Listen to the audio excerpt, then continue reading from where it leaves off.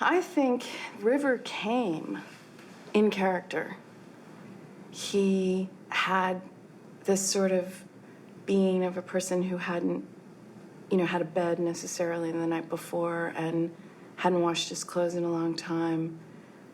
But it wasn't the way he looked. I mean, it was that, but it wasn't just that. It was sort of, he had that internalized sadness, and he had that kind of quiet, meditative quality that runaway boys have. The sprightliness is a departure a little bit from the basic state of loneliness. I think for my brother to be able to translate that to people, the feelings he had, the sadness he felt around meeting these people and knowing these lives existed that were abandoned, these children that were abandoned and didn't have family and didn't have a sense of self. And it was important to him, I think, to tell their story. Yeah. Because we had a really loving family and really caring mom, Mm-hmm. And so I think having met these kids who didn't, it wasn't like an easy thing to just that's what jump was so into amazing that. About it. Yeah. Is that he understood because he learned from them what it was like to be abandoned. I think that was part of his mission, was to translate that to the rest of the world. Like there are these children out here that exist, and I want to be a voice for them in some respect. I mean, that's what I took from watching the film. It wasn't like seeing my brother at all. Well, that was what was so weird for me, because I'd known him when he was even younger, in the Night in the Life of Jimmy Reardon. Oh, right. And I remember, when he was really skinny, 15, and doing push-ups in between takes and stuff. And he was so well-mothered. That's the thing that came across about him all the time, was that he seemed shiny, like healthy. He was really healthy. Mm-hmm. And then when he showed up, he was like almost, it was weird. It was like he was channeling that character. I was thinking about it the first time that we picked up River at the airport. We picked up all the actors at the airport ourselves. And then I remember we came and got you, and you were like 17, right? Yeah. River was 20. For that to be one of my first real, on location set experiences, and behind the scenes in that sense, was really educational, and definitely got me ready for Cowgirls in the sense that, it was like a family that I really felt comfortable with, that I was, and I trusted because my brother had trusted, and it kind of happened that way. He was older than me, so it comes down the line like that. As long as it's recommended by the older sibling, everything's okay, so I felt that way, very safe with you guys. And just watching Gus work, really made me want to work with him. Seeing the way that he worked and how much he cared for the actors and what their expression of his screenplay was, and how incredibly, as for a lot of directors that also write screenplay, how they can kind of hold on to what they want to see. And he let go and let the actors tell him what their version of his screenplay was. And that was beautiful to see, the sort of freedom that it is to work with that him. kind of confidence in a director, especially early in his career like that he was totally confident. Yeah. Gus is able to not determine an actor's performance. He allows the actor to have their own performance, but he's really great at keeping them from falling. It's like there's this net there. River really cared a great deal about Gus and his vision for My Own Private Idaho, and for Cowgirls, that he was, integral in suggesting me for the role of Jellybean to Gus. And I remember he was the one who let Gus know that I should definitely be in that movie, that, he saw me in that movie. Gus was a painter, right? Did he go to RISD? Yeah. Is that how he started? Yeah, he went to RISD, and his paintings, which I really always loved his paintings. They were like the Mike paintings, River's characters' paintings of his imagination. Yeah. Those images are so beautiful. He just has such a painterly way of filmmaking. Yeah, and even some of the coolest effects, like the cover boys, the magazines. I love that too, yeah. Those were all done completely, Not on Photoshop, camera. right, Yeah. actually cut and Yeah. pasted. No, I physically. remember standing outside of this restaurant, and it had, a platform in front of a picture window, and it was pre-viewfinder, so Gus always used to go like Right. this to everything. Remember, he used to walk around like Yes, that all yes, the time, yes. and so he's like, standing across the street going, like that. It can look good, just like that. And and everybody was saying, no, there's no way. It's not. It's gonna look fake. It's not gonna look flat. It's not gonna look 2D. And he just kept saying, it is. It is. And so, we built this sort of Hollywood Squares thing for all the cover boys. And he was completely right, with graphics over it. That was a great contribution of David Brisbane, those graphics. He made up all those titles, like G-String Jesus and, King Lear, Religious. Leer. I loved that. I still love that about Gus's work. That simplicity. He never abandons all those film school tricks.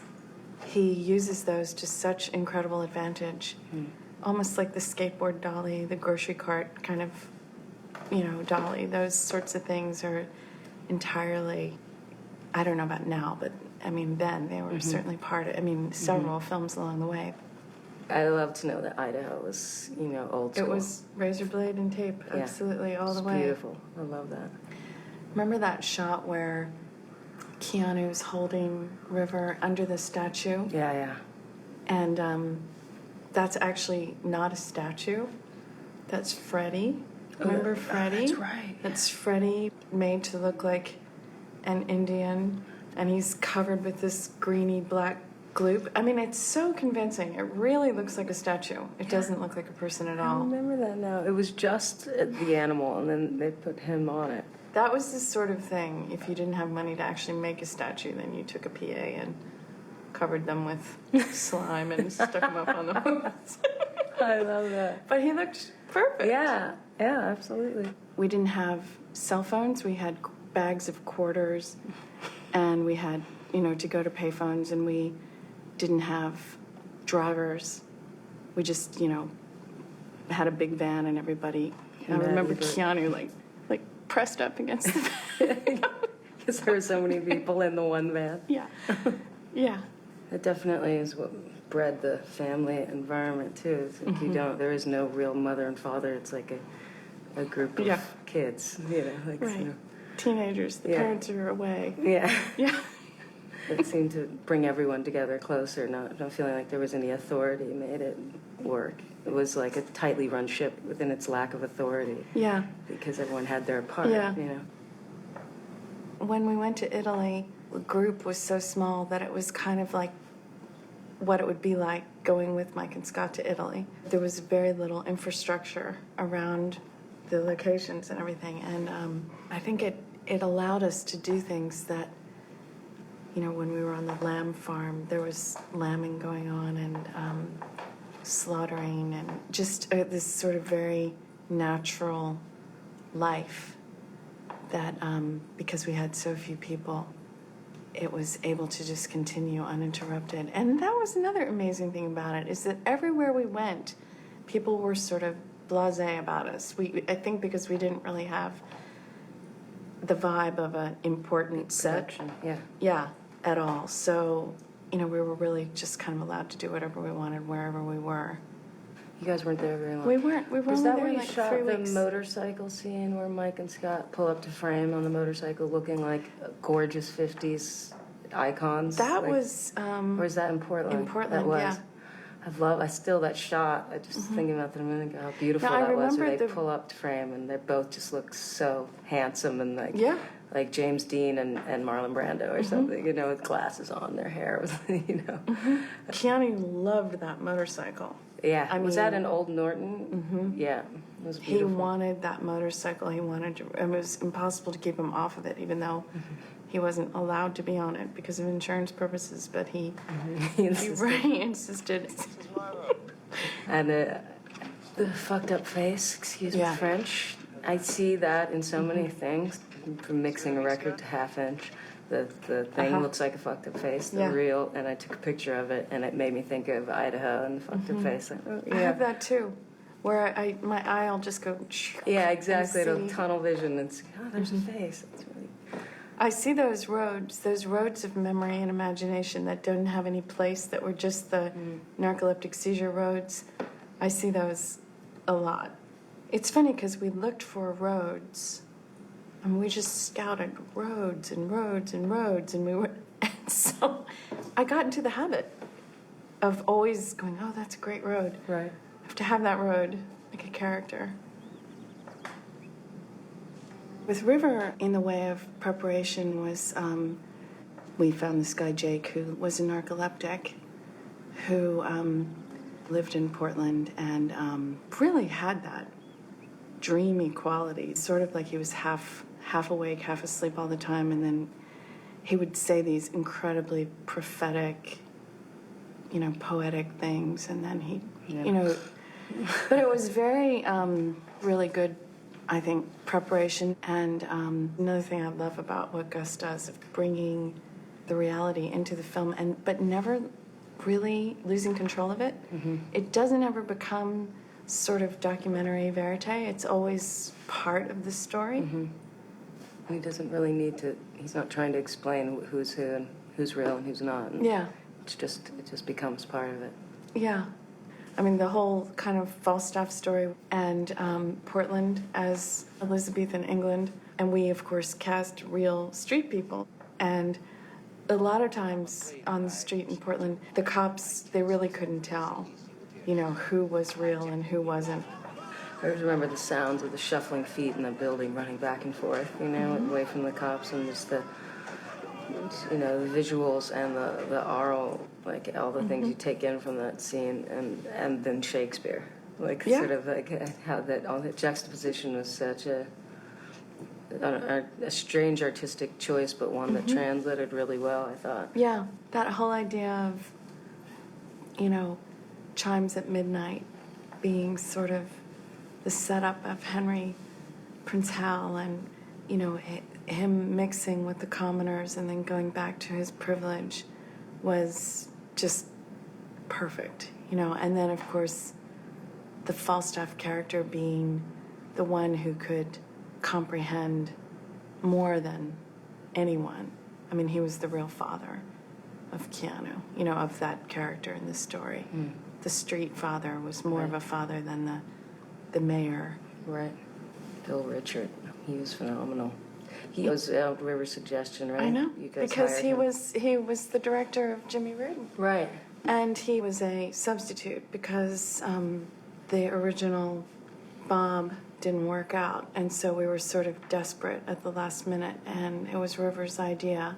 He was phenomenal. He right? was really like the real Bob. Yeah. In a lot of ways. Yeah. And it was great for the Shakespeare. I mean, he's very orator's voice kind of. Yeah. Yeah. And Keanu too. That was I really loved that whole section. River brought Keanu into the project. Right. Yeah, right? he did. I think they had done that movie. I Love You to Death. Exactly. That's right. Yeah. And it was right after that, and I remember he had gotten Keanu to come and meet Gus, and he really wanted Keanu to do this with him because he just felt he was the person to play Scott. And the scene that I find the most sort of riveting in the movie is the campfire scene. Mm-hmm. River pretty much wrote that, rewrote the dialogue on that, and what I think he was ultimately going for in that scene was that it doesn't matter if you're gay or straight, the story of unrequited love and of love between a human being and another human being is universal. And that scene, to me, could have been a girl and a guy and a guy. It wasn't specific to these people are gay, so this is why I'm going to tell this story, or this, it was very much about unrequited love, no matter who you are, and you can't avoid the truth in it. Mike, I really want to kiss you, man. At that time, there was a lot of criticism about, sort of showing flawed gay characters. And instead of, showing sort of more self-reliant, successful gay characters. And that's only really starting to happen now. Just people who really could be interchangeably gay or straight characters. Then it wasn't. I remember it was Yeah. still a little, taboo to even be bringing it up, and especially meaningful relationships. Like, it's one thing Yeah. to joke about it. That was fun, but that's what I thought was so important too about the film. Is, in some respects, to me, it was like a love story, and it was also the search for, No, definitely the his love mother, story. and so important for that time. And so they went out on a limb, in a sense, to make They this did. film because they felt really strongly about the screenplay and what they wanted to say. And I think that brought them really, closer together as friends, because when you kind of step out on a limb together, there's some camaraderie and some strength in that, and even in its uncertainness, Yeah. and they believed the same things and wanted the same things for the project, and I think Yeah. ultimately they got it. I think everyone They were did, so graceful, both of them, because, we couldn't have made the film without them, the way that we made it. They were both essential elements. They were both, insured. It was this, for us to be able to make the film with Final Cut and completely autonomously like that depended on them. If there was ever fear or anxiety, which there wasn't very much, but if there ever was, then they were both kind of like, oh, don't worry. Right. Really, help each other. yeah, reassuring. Well, I mean, and with us, too. Right. Like, if we were scared about Right. something or we thought something was going to go wrong, they both, because they had tons more experience than Right. either Gus or I. Both of them had done many movies, so they really knew stuff that we didn't know. And I think they really respected Gus so much, his eye for film, and I'd seen Drugstore and Malinoche, and I think they truly respected that, regardless that there was no safety net to tell them that it was okay to, and probably their agents were saying don't. I think they were, Yeah, yeah. we're basically saying don't do this. Ferociously. Yeah. So, they believed in it regardless of all the naysayers, and fought for it and believed in it all the way through and committed to it, and you can see it in the film. And the thing I feel like was different than I think almost any other film I ever worked on was the level of trust. I mean, I've worked on other films where there's a lot of trust between the actors and the director, but there was never a time where you felt like it wasn't safe to just do exactly what was called for. I haven't ever experienced that completely again. River, he just had that with people. He didn't hold back trust. And Gus smiled with, he was just happy, I think, a lot. I do remember him smiling a lot, which is a really lovely memory to have. It's just Gus's adorable face with the smile on it. And I think that's the thing that is the most different for me about films now, is that kind of the barrier of experience wasn't there. So just that complete innocence and happiness, and it was such a happy movie, wasn't it? Yeah. And even though it was about an incredibly sad thing, about a boy trying to find his mother and being completely lost, it had this kind of sweetness about it. It was this great symbiotic relationship to watch just from behind the scenes and not really, be working on it, but feel that love, like that was there. It's a really cool, great time in my life. Yeah. Sure. Well, it's really, I guess my favorite thing about the movie is that, we have him in it.